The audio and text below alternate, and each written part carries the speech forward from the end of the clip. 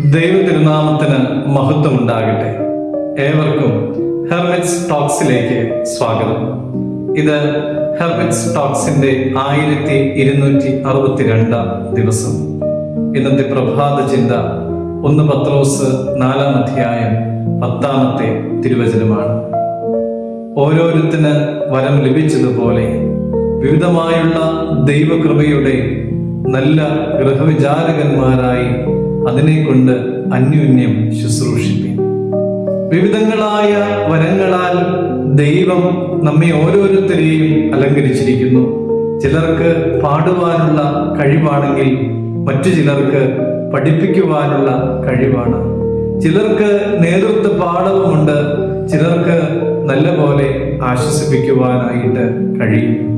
ലഭിച്ച വരങ്ങൾ നമ്മുടെ മഹത്വത്തിനല്ല, ദൈവനാമ മഹത്വത്തിനും മറ്റുള്ളവരുടെ പ്രയോജനത്തിനുമാണ്.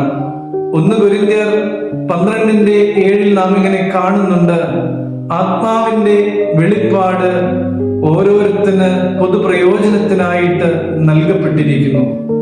നാം വരങ്ങളുടെ ഉടമസ്ഥരല്ല, പരിപാലകരാണ്.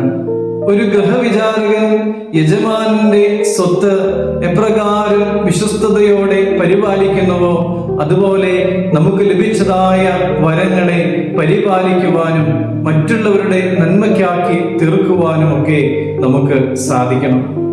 ഞാൻ നിനക്ക് നൽകിയ വരം നീ എങ്ങനെ പ്രയോജനപ്പെടുത്തി എന്ന് ദൈവം നമ്മളോട് ചോദിക്കുമ്പോൾ നാം എന്തുത്തരമാണ് നൽകുക?